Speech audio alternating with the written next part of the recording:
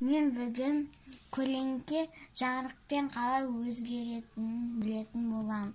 Ол үшін бізге мөлдір емес зат, сызғыш, жарық керек болады. Бастайық. Бірінші мен заттан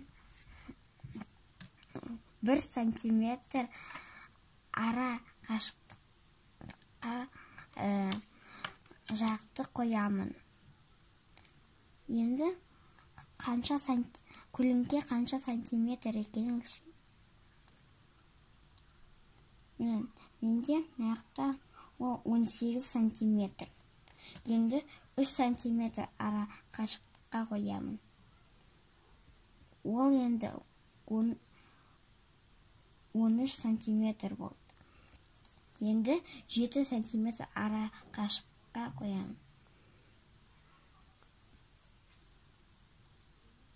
Ол енді 9 сантиметр болды.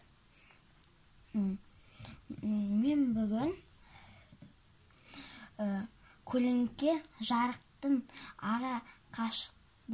заттан ара қашықтықтан байланысты болатынын білдім.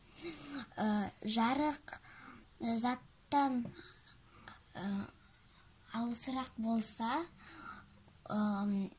онда көлеңке кішкентайырақ болады. Ал жарық жақынырақ болса, үлкенірек болады.